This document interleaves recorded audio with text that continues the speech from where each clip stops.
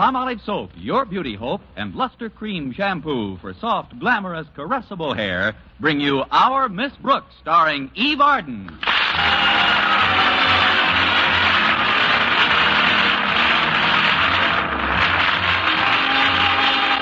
Our Miss Brooks teaches English at Madison High School. And like most other teachers, she tries to stay on the best of terms with her principal, Mr. Osgood Conklin. This isn't always easy.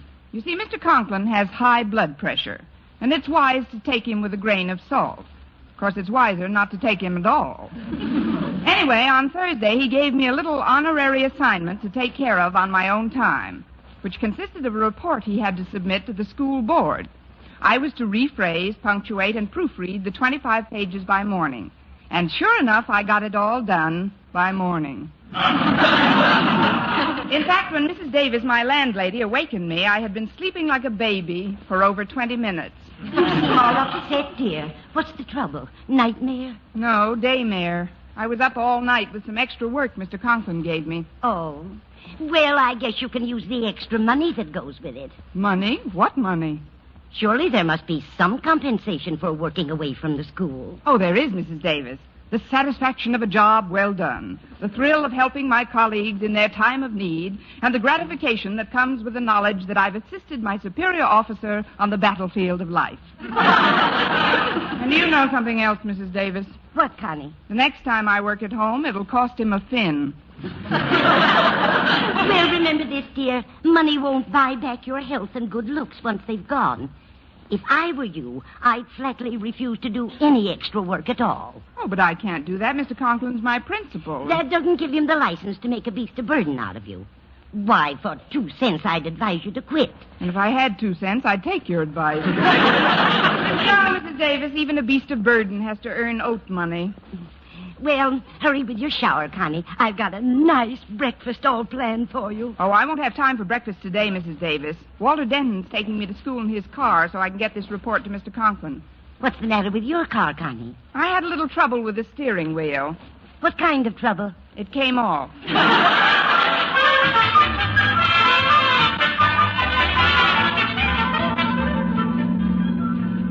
It's nice of you to give me this lift today, Walter. And I'd like to compliment you on your promptness, too. You were right on time. Oh, punctuality's a mania with me, Miss Brooks. Besides, if I wasn't on time, you'd let some other kid pick you up. Like I always say, the early bird catches the worm. Well, like I always say to the other worms, let's get some men and go fishing. Confidentially, Miss Brooks, you look like you could use a little help. You seem bushed. Frankly, I think you're work-happy, Miss Brooks. Work-happy? Yeah. What did you do last night after you got home from school? I worked on a report for Mr. Conklin. Aha, I knew it. Mr. Conklin shouldn't give you extra things to do. Why don't you tell him about it, Walter? Oh, I'm not kidding, Miss Brooks. If you let him, Mr. Conklin will make a beast of burden out of you. You gotta put your foot down. I may put all 4 of them down. And I've been reading in the papers that there's quite a shortage of good teachers. You don't have to tow-cow to anybody. I don't have to what, Walter? Tow-cow. It's Chinese slang for polishing the apple. Well, Walter, I don't tow-cow to Mr. Conklin. It's just that he's my principal, and Excuse me, Miss Brooks, but he's only your principal at school. After hours, he's just... before I quote what I'm going to quote, I'd like to make a prior statement. Proceed. Well, any remark I make now is merely something I overheard in my daily contact with other members of the student body and does not necessarily reflect the opinion of the repeating eavesdropper. Well, repeat away, eavesdropper. I've heard sundry other pupils refer to Mr. Conklin as... Like I said, Miss Brooks, this isn't necessarily my opinion of him. You've made that very clear, Walter. Yeah, good. Well, some of the kids have spoken of Mr. Conklin as... After all, I go with his daughter, Harriet, you know. Yes,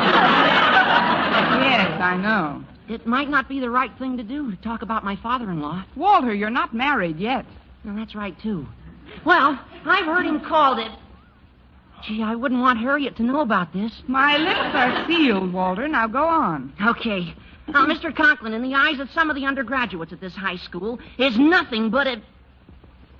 Gosh, if I was Harriet's father and he was going to marry Harriet, I wouldn't want him to go repeating things about me. Then again, he'd probably be the first one to do it. Sure he would. So I'll tell. Tell. A kid in the cafeteria called Mr. Conklin a big inflated bag of ego. There, I said it. Give that boy a new Nash and a pair of pajamas to drive it in.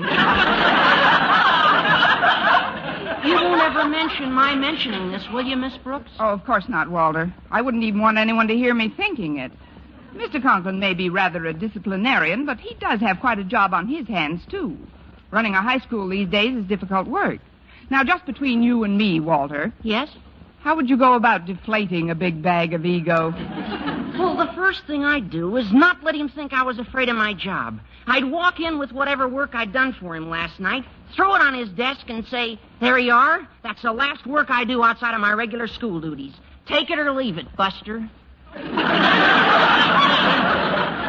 that sounds like sterling advice, Walter, but there's just one more thing I'd like to ask you. What's that, Miss Brooks? If Buster decides to leave it, Yeah? where's the nearest local of the Beasts of Burden Union?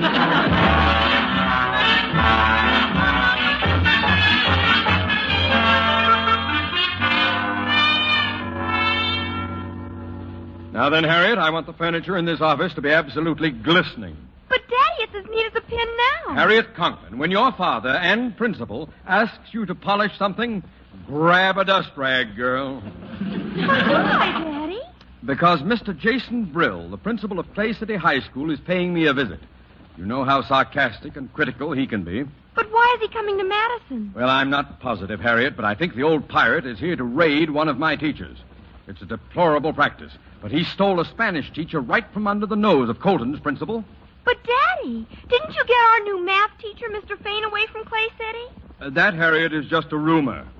Mr. Payne came to Madison of his own free will. You mean he joined our faculty before you gave him your own study at home to sleep in, and promised him your car whenever he wanted it, and told him about having all his meals with us free of charge and 2 movies a week thrown in? Consider the subject closed.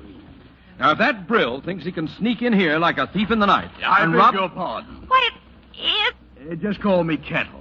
I'm the kettle that was being called black by that pot over there. Now, see here, Brill. I won't...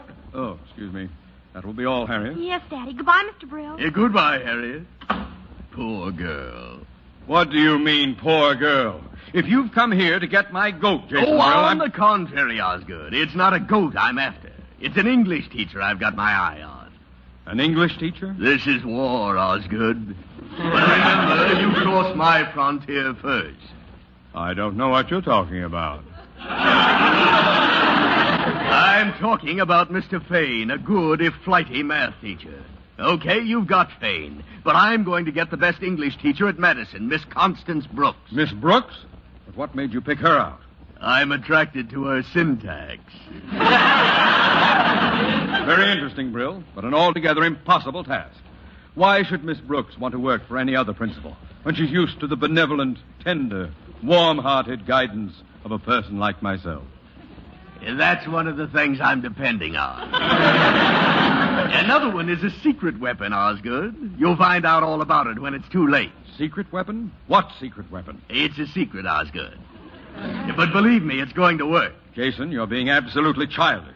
There isn't the remotest possibility of Miss Brooks making any such ridiculous change as you suggest. There isn't, Dad. No, there isn't. Hey, look, Osgood, I don't want to be an old I told you so. But that's just what they said right before Jack Benny switched to CBS.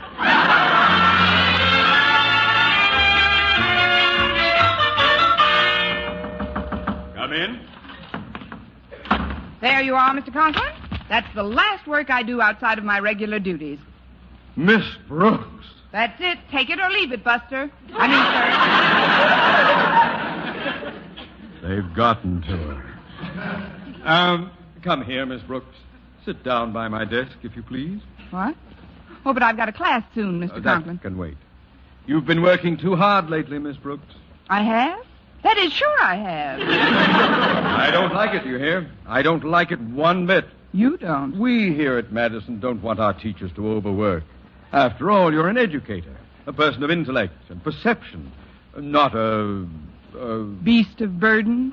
Exactly. Look about you, Miss Brooks. The walls of this office. That picture hanging there of Madison's first principal, Yoda Critch. He certainly was. There's more to a school than the people in it. There's tradition. A tradition of loyalty and industry, good fellowship and cooperation, but mostly loyalty. Why, when I think of our school song, it brings a lump to my throat. Oh, Madison, thou Madison, I love the air, thou... Madison? Thou Madison. Miss Brooks, come with me to the window. These hallowed walls, this lovely ivy-covered exterior. Do you know the significance of this venerable and beloved ivy, Miss Brooks? Why, no, I don't, Mr. Conklin. Here, I'll raise the window. Here, let me help you.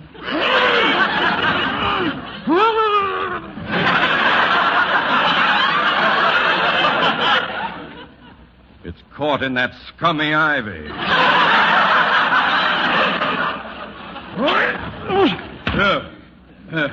There we are. Now look, Miss Brooks. Look at this beautiful campus. As far as the eye can see, green grass. Now, there's one thing I want you to do before you do anything else. No. What? No, I won't do it. Won't do what? I absolutely refuse to mow that lawn.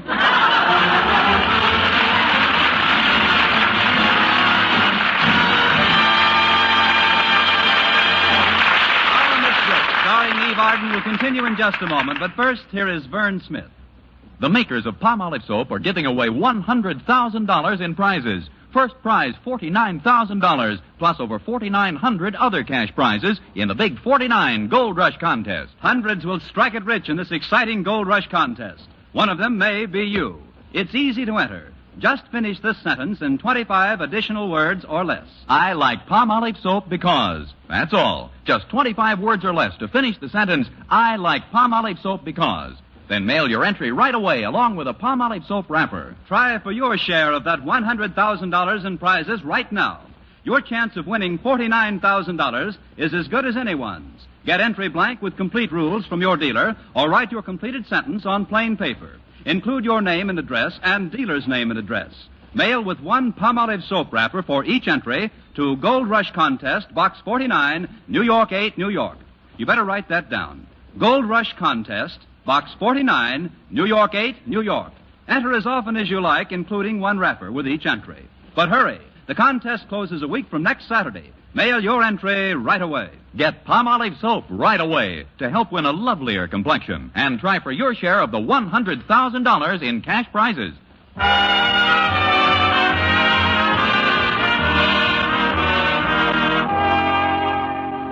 Well, Mr. Conklin not only canceled all extracurricular work for me, but as we stood by the window looking across the campus, he actually bent over backwards to be courteous and sweet. Of course, he didn't bend over quite far enough.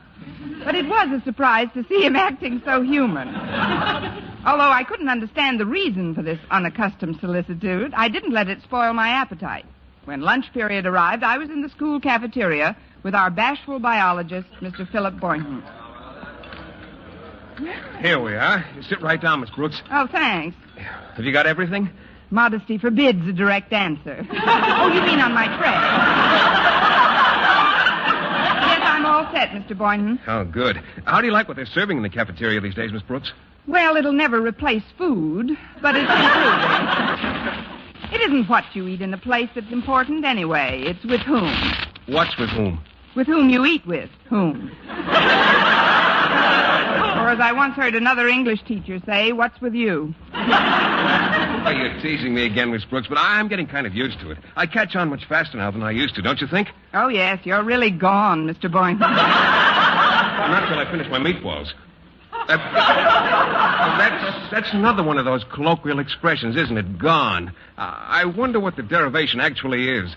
How a simple expression like the past tense of go could assume the connotation with which it's currently associated seems totally incomprehensible at first glance. Eat your meatballs, Mr. Boynton, before they get warm again. Oh, Excuse me, Miss Brooks, Mr. Boynton. Well, it's Harriet Conklin. Hello, Harriet. Daddy wants to see you in his office right away, Mr. Boynton, if you don't mind. And if he does mind? Oh, please, Miss Brooks. Mr. Conklin wouldn't summon me during my lunch period unless it was something important. I think it is. Daddy sounded very urgent. Maybe some of that ivy crawled into his office. You haven't forgotten our date this afternoon, Mr. Boynton. Oh, no. I'll call for you after school and take you to the zoo. See you at 3, Miss Brooks. All right, Mr. Boynton. Mr. Boynton isn't always as romantic as you'd like him to be, is he, Miss Brooks? No, Harriet, not always. Or ever, for that matter. Well, maybe it's just as well.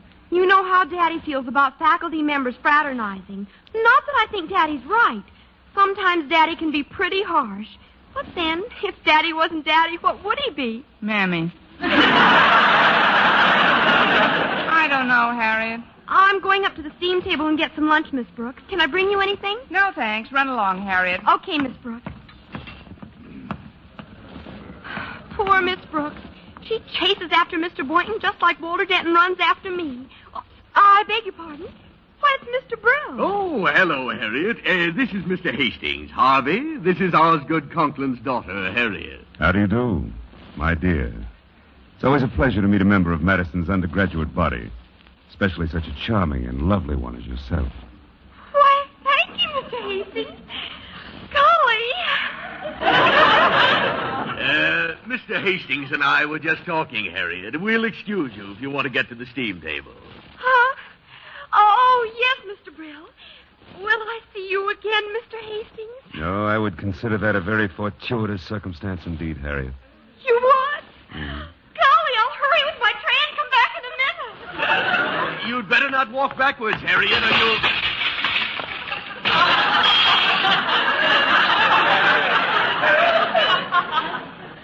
She did.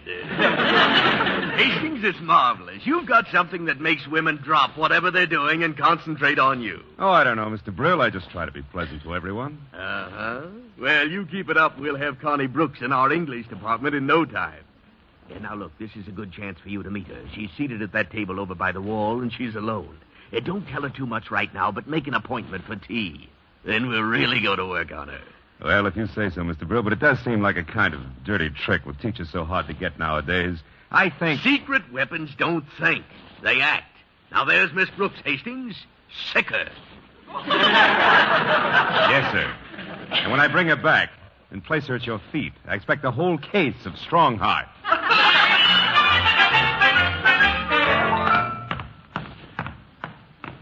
Oh, I beg your pardon, Miss Brooks, but may I introduce myself? What? Yes, I suppose. Well, I'm Constance Brooks. Yes, I know. My name is Hastings, Harvey Hastings. Are these chairs occupied? Just the one I'm sitting in. Help yourself, please. Thank you. I'm not going to be in town very long, Miss Brooks, and I'll have to move rapidly, so may I take you home after school? That's a little too rapidly. Just who are you, Mr. Hastings? Well, I'm a sort of a friend of Mr. Conklin's. He has? I dropped over today with Mr. Brill. Oh, the principal of Clay City High. What are you doing here, slumming? That must be the famous Brooks wit I've heard so much about. You can stop now. I have. Seriously, Miss Brooks, I think that your undergraduate body is wonderful. Mr. Hastings. No. The kids. Oh, the kids. Great bunch. Your faculty's nice, too. Yes, I still have them all. The teachers. Miss Brooks, there's one thing I just can't understand. How does a youthful, intelligent, lovely-looking person like yourself happen to be lunching alone? I beg your pardon? Didn't you hear what I said, Miss Brooks? You lost me after youthful. Oh, really, I just can't figure it out. All by yourself in this big cafeteria. Oh, a thing like this could never happen at Clay City. Oh, thank you, Mr. Hastings. Miss Brooks, I'm writing a book on the teaching of English in our high schools, and I'd certainly like to include an interview with Madison's outstanding authority on the subject. Oh, an interview. Well, I did have a date this afternoon, but... Shall we say tea for two at 4? Well, I guess so, but there's something I can't help thinking. Oh, what's that, Miss Brooks? Tea for 2 at 4 will mean zoo for 1 at 3.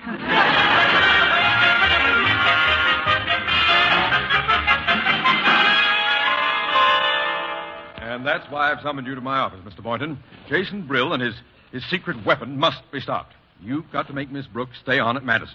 But why me, Mr. Conklin? You know how timid I am. Well, you've got to get over it, boy. You like Miss Brooks, don't you? Oh, yes, sir, but what about your stand on fraternization? I've reversed it as of now. Look, Boynton, all you have to do is act the way you really feel. Or better yet, the way you've seen other people act.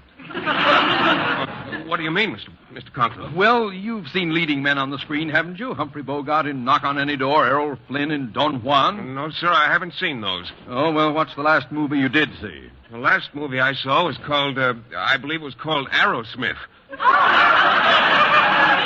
I don't go to movies much, Mr. Conklin. You see, I'm more of a radio fan. I listen to those mystery programs a lot. Mystery programs, eh? Well, that's just as good.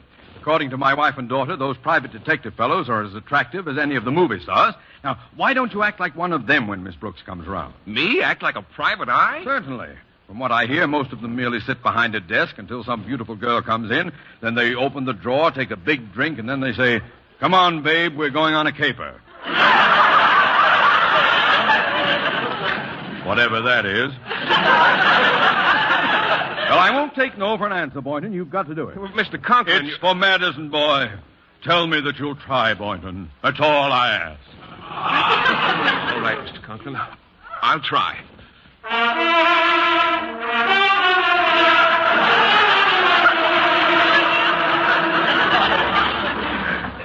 Come in.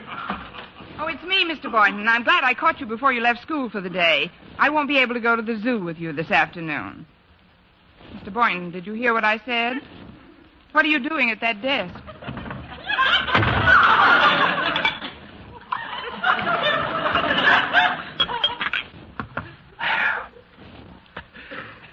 Park the frame, baby. Stash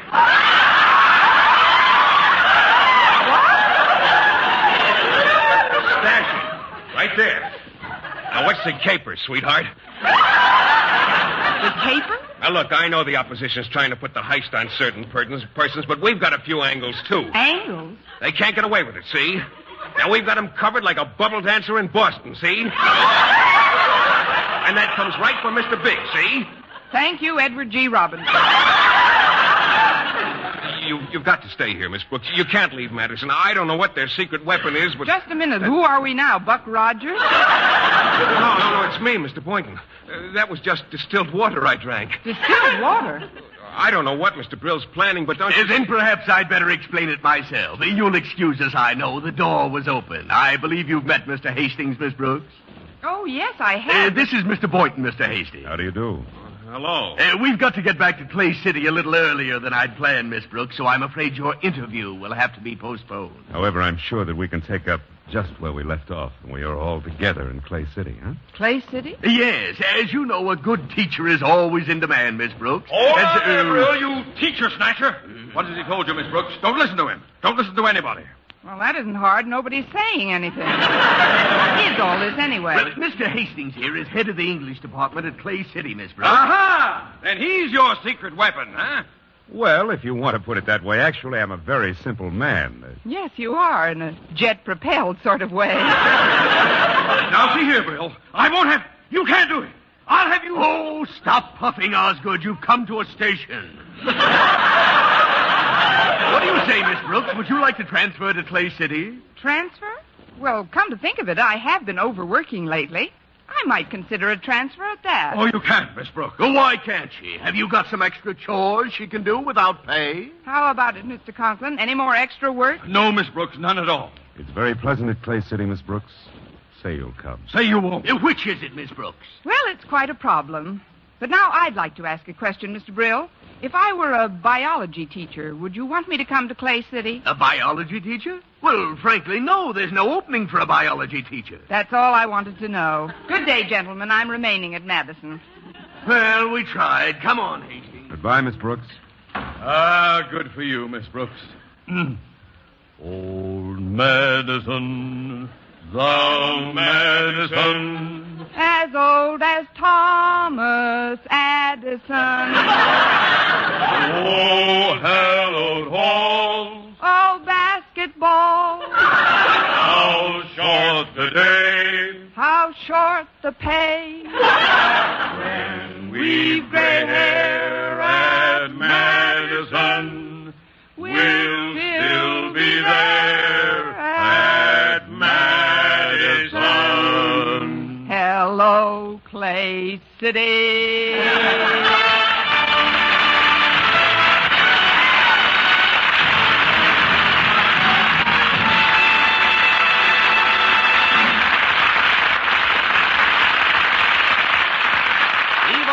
Our Miss Brooks returns in just a moment, but first... Dream girl, beautiful luster cream girl. Tonight, show him how much lovelier your hair can look after a Luster Cream shampoo. Only Luster Cream brings you Kay Daumit's magic formula blend of secret ingredients plus gentle lanolin. Gives loveliness lather even in hardest water. Glamorizes your hair as you wash it. Luster Cream, not a soap, not a liquid, but a dainty cream shampoo. Leaves hair fragrantly clean, free of loose dandruff, glistening with sheen. Soft, manageable, gives new beauty to all hairdos or permanents. 4-ounce jar, $1. Smaller sizes, either tubes or jars. Tonight, try Luster Cream shampoo and be a... Dream girl, beautiful luster cream girl. You owe your crowning glory to a luster cream shampoo. And now, once again, here is our Miss Brooks. Well, Mr. Conklin finally left us all alone in Mr. Boynton's laboratory. Oh, gosh, Miss Brooks, you sure had me worried. Were you really afraid I'd leave, Mr. Boynton? Oh, sure, I couldn't even talk. I was so nervous. You didn't get much of a chance. But now that we're alone, Mr. Boynton, is there anything else you want to say to me? Yes, Miss Brooks, there is. What? If we don't hurry, we'll be late for the zoo. Where are you going, Miss Brooks? What are you doing at my desk?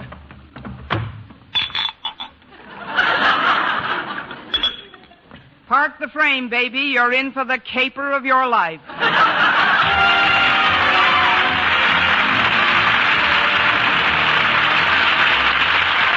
Next week, tune into another Our Miss Brooks show brought to you by Palmolive Soap, your beauty hope, and Luster Cream shampoo for soft, glamorous, caressable hair. Our Miss Brooks, starring Eve Arden, is produced by Larry Burns, written and directed by Al Lewis, with music by Wilbur Hatch.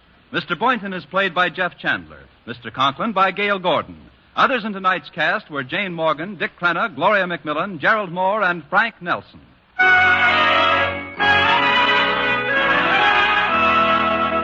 Men, do you shave with a lather or brushless shave cream? Palmolive shaving cream comes both ways, and whichever way you prefer to shave, you'll find that using either Palmolive brushless or Palmolive lather shaving cream can bring you more comfortable, actually smoother shaves. Here's the proof. 2,548 men tried the new Palmolive way to shave described on the tube. And no matter how they had shaved before, 3 out of every 4 got more comfortable, actually smoother shaves. Get Palmolive brushless or Palmolive lather shaving cream today. For mystery liberally sprinkled with laughs, listen to Mr. and Mrs. North, the exciting, fun-packed adventures of an amateur detective and his beautiful wife. Tune in Tuesday evenings over most of these same stations. And be with us again next week at this same time for another comedy episode of Our Miss Brooks. Bob Lamont speaking. Stay tuned now for Life with Luigi, which follows immediately over most of these same stations. This is CBS, where 99 million people gather every week. The Columbia Broadcasting System.